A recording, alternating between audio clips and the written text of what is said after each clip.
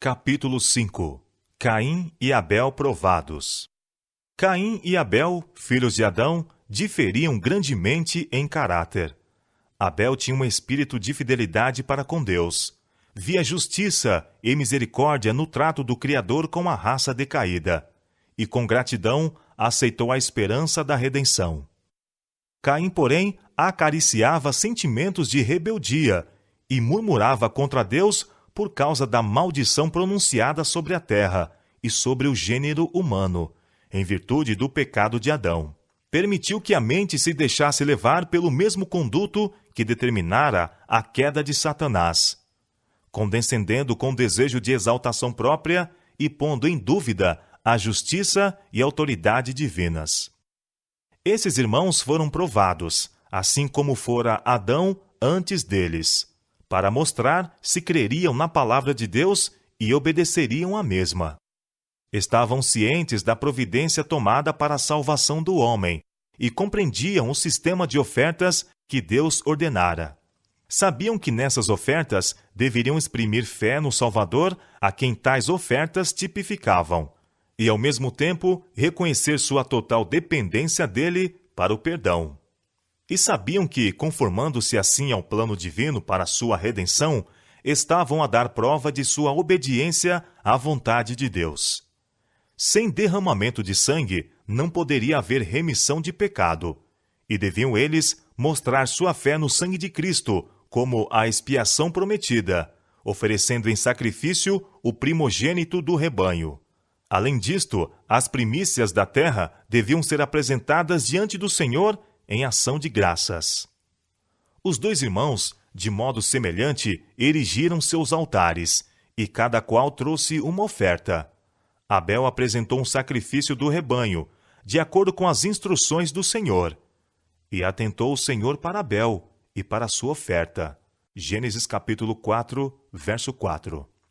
Lampejou o fogo do céu e consumiu o sacrifício.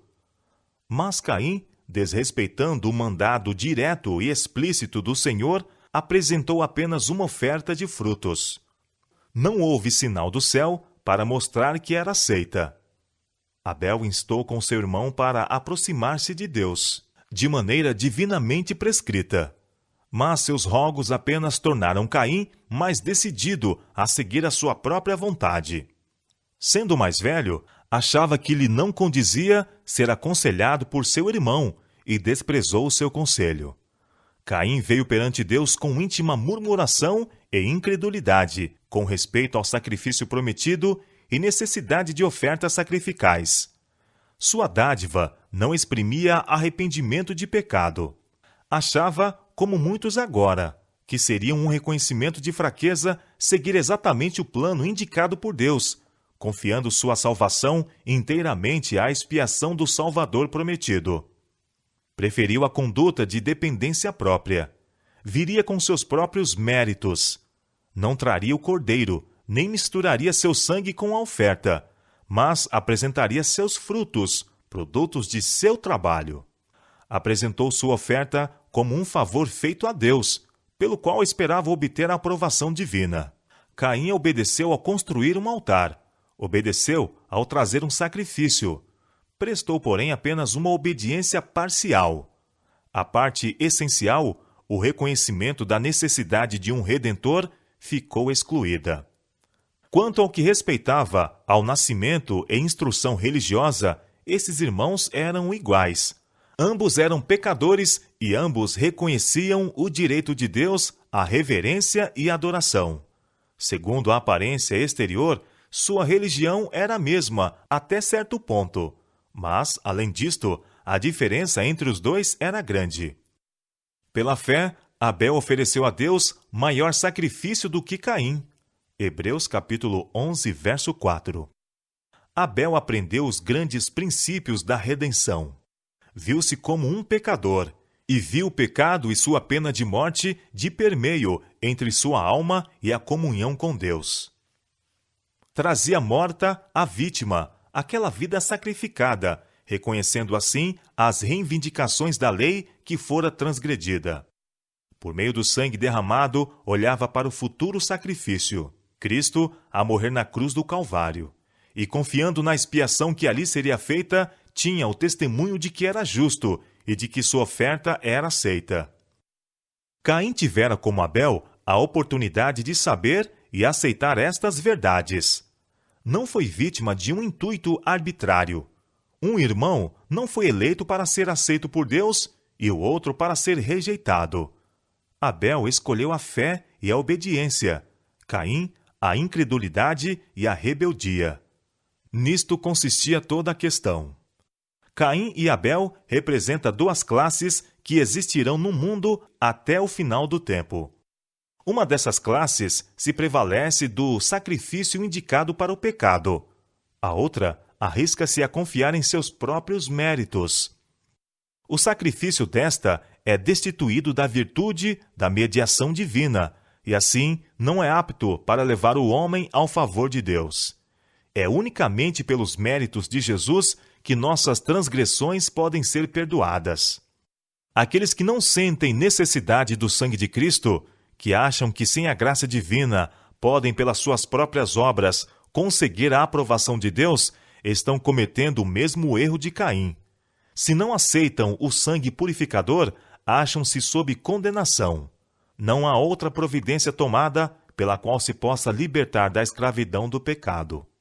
A classe de adoradores que segue o exemplo de Caim inclui a grande maioria do mundo, pois quase toda a religião falsa tem se baseado no mesmo princípio, de que o homem pode confiar em seus próprios esforços para a salvação. Alguns pretendem que a espécie humana necessita não de redenção, mas de desenvolvimento, que ela pode aperfeiçoar-se, elevar-se e regenerar-se. Assim como Caim julgava conseguir o favor divino com uma oferta a que faltava o sangue de um sacrifício, assim esperam estes exaltar a humanidade à norma divina, independentemente da expiação. A história de Caim mostra qual deverá ser o resultado. Mostra o que o homem se tornará separado de Cristo. A humanidade não tem poder para regenerar-se.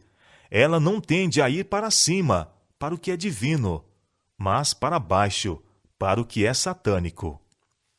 Cristo é a nossa única esperança. Nenhum outro nome há, dado entre os homens, pelo qual devamos ser salvos. Em nenhum outro há salvação. Atos capítulo 4, verso 12. A verdadeira fé, que confia inteiramente em Cristo, manifestar-se-á pela obediência a todos os mandamentos de Deus. Desde o tempo de Adão até o presente, o grande conflito tem sido com referência à obediência à lei de Deus. Em todos os séculos, houve os que pretendiam ter direito ao favor de Deus, mesmo enquanto estavam a desatender algumas de suas ordens. Mas as Escrituras declaram que, pelas obras, a fé foi aperfeiçoada, e que sem as obras da obediência, a fé é morta. São Tiago, capítulo 2, versos 22 e 17. Aquele que faz profissão de conhecer a Deus e não guarda os seus mandamentos é mentiroso, e nele não está a verdade. 1 São João, capítulo 2, verso 4. Quando Caim viu que sua oferta era rejeitada, ficou irado com o Senhor e com Abel. Ficou irado de que Deus não aceitasse o substituto do homem em lugar do sacrifício divinamente ordenado. E irado com seu irmão por preferir obedecer a Deus a unir-se em rebelião contra ele. Apesar do descaso de Caim pelo mandado divino, Deus não deixou entregue a si, mas condescendeu em arrazoar com o homem que tão sem razão se mostrara. E o Senhor disse a Caim: Por que te iraste? E por que descaiu o teu semblante? Gênesis capítulo 4, verso 6. Por meio de um mensageiro angélico foi transmitida a advertência divina. Se bem fizeres, não haverá aceitação para ti? E se não fizeres bem, o pecado jaz à tua porta. Gênesis capítulo 4, verso 7. A escolha dependia de Caim mesmo. Se confiasse nos méritos do Salvador prometido e obedecesse às ordens de Deus, gozaria de seu favor. Mas, se persistisse na incredulidade e transgressão, não teria motivos de queixa por ser rejeitado pelo Senhor. Mas, em vez de reconhecer o seu pecado, Caim continuou a queixar-se da injustiça de Deus e a acalentar inveja e ódio a Abel. Rancorosamente censurou seu irmão e tentou arrastá-lo à controvérsia com respeito ao trato de Deus para com eles. Com mansidão, se bem que destemida e firmemente, Abel defendeu a justiça e bondade de Deus. Indicou o erro de Caim e procurou convencê-lo de que a falta estava com ele. Acentuou a compaixão de Deus ao poupar a vida de seus pais, quando ele os poderia ter punido com morte instantânea, e insistiu em que Deus os amava, ou então não haveria dado seu filho, inocente e santo, para sofrer a pena em que eles tinham incorrido. Tudo isto fez com que a ira de Caim mais se acendesse. A razão e a consciência lhe diziam que Abel tinha razão, mas ele estava enraivecido de que aquele que estivera acostumado a atender seus conselhos pretendesse agora discordar dele, e de que não pudesse ganhar simpatia em sua rebelião. No furor de seu ódio, matou o irmão. Caim odiou e matou o irmão, não por qualquer falta que Abel houvesse cometido, mas porque as suas obras eram más e as de seu irmão justas. 1 São João capítulo 3, verso 12. Assim, em todos os tempos, os ímpios têm odiado os que eram melhores do que eles. A vida de Abel, de obediência e inabalável fé, era para Caim uma reprovação perpétua. Todo aquele que faz o mal aborrece a luz e não vem para a luz, para que as suas obras não sejam reprovadas. São João capítulo 3, verso 20. Quanto mais brilhante for a luz celestial que se reflete do caráter dos fiéis servos de Deus, tanto mais claramente se revelam os pecados dos ímpios, e mais decididos serão seus esforços para destruir os que lhes perturbam a paz. O assassínio de Abel foi o primeiro exemplo da inimizade que Deus declarou existiria entre a serpente e a semente da mulher, entre Satanás e seus súditos e Cristo e seus seguidores. Por meio do pecado do homem, Satanás ganhara domínio sobre a raça humana, mas Cristo habilitaria a sacudir este jugo. Quando quer que pela fé no Cordeiro de Deus uma alma renuncie o serviço do pecado, acende-se a ira de Satanás. A vida santa de Abel testificava contra a pretensão de Satanás de que é impossível ao homem guardar a lei de Deus. Quando Caim, movido pelo espírito do maligno, viu que não podia dominar Abel, irou-se de tal maneira que lhe destruiu a vida.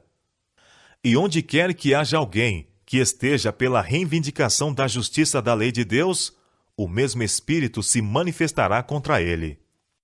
É o Espírito que, através de todos os séculos, acendeu a fogueira ardente para os discípulos de Cristo.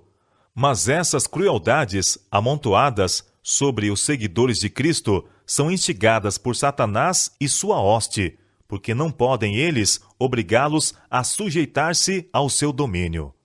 É a cólera de um adversário vencido. Todo mártir, por Jesus, morreu como vencedor. Diz o profeta: eles o venceram, aquela antiga serpente, chamada o diabo e Satanás, pelo sangue do Cordeiro e pela palavra do seu testemunho, e não amaram as suas vidas até a morte. Apocalipse capítulo 12, versos 11 e 9. Caim, o homicida, logo foi chamado para responder por seu crime. E disse o Senhor a Caim: onde está Abel, teu irmão? E ele disse: não sei, sou eu guardador de meu irmão? Gênesis capítulo 4, versos 9 a 12. Caim tinha avançado tanto no pecado que perdera a intuição da contínua presença de Deus e de sua grandeza e onisciência. Assim recorreu à falsidade para esconder a sua culpa. De novo, diz o Senhor a Caim: que fizeste? A voz do sangue do teu irmão clama a mim desde a terra. Deus dera a Caim a oportunidade para confessar seu pecado. Tivera tempo para refletir. Compreendera a enormidade da ação que praticara e da falsidade que proferira para ocultar. Mas ainda foi rebelde, e a sentença não mais se procrastinou. A voz divina que tinha sido ouvida, em solicitações e admoestações, pronunciou as terríveis palavras: E agora maldito és tu desde a terra, que abriu a sua boca para receber da tua mão o sangue do teu irmão. Quando lavrares a terra, não te dará mais a sua força. Fugitivo e vagabundo serás na terra. Apesar de Caim, pelos seus crimes, haver merecido a sentença de morte, um Criador misericordioso ainda lhe poupou a vida e concedeu-lhe oportunidade para o arrependimento. Mas Caim viveu apenas para endurecer o coração, para acoroçoar a rebelião contra a autoridade divina e tornar-se o chefe de uma linhagem de pecadores ousados e perdidos. Esse único apóstata, dirigido por Satanás, tornou-se o tentador para outros, e seu exemplo e influência exerceram uma força desmoralizadora, até que a terra se corrompeu e se encheu de violência a ponto de reclamar a sua destruição. Poupando a vida do primeiro homicida, Deus apresentou diante de todo o universo uma lição que dizia respeito ao grande conflito. A tenebrosa história de Caim e seus descendentes foi uma ilustração do que teria sido o resultado de permitir ao pecador viver para sempre, para prosseguir com sua rebelião contra Deus. A paciência de Deus apenas tornou o ímpio mais ousado e desafiador em sua iniquidade. 15 séculos depois de pronunciada a sentença sobre Caim, o universo testemunhou os frutos de sua influência e exemplo no crime e corrupção que inundaram a terra. Tornou-se manifesto que a sentença de morte pronunciada contra a raça decaída pela transgressão da lei de Deus era não somente justa, mas misericordiosa. Quanto mais vivessem os homens em pecado, mais perdidos se tornariam. A sentença divina, abreviando uma carreira de desenfreada iniquidade e livrando o mundo da influência dos que se tornaram endurecidos na rebeldia, era uma bênção e não maldição. Satanás está constantemente em atividade, com intensa energia e sob mil disfarces para representar falsamente o caráter e governo de Deus. Com planos extensos e bem organizados e com poder maravilhoso, está ele a agir para conservar, sob seus enganos, os habitantes do mundo. Deus, o ser infinito e todo sabedoria, vê o fim desde o princípio, e ao tratar com o mal, seus planos foram de grande alcance e compreensivos. Foi o seu intuito não somente abater a rebeldia, mas demonstrar a todo o universo a natureza da mesma. O plano de Deus estava a desdobrar-se, mostrando tanto sua justiça como sua misericórdia, e amplamente reivindicando sua sabedoria e justiça em seu trato com o mal.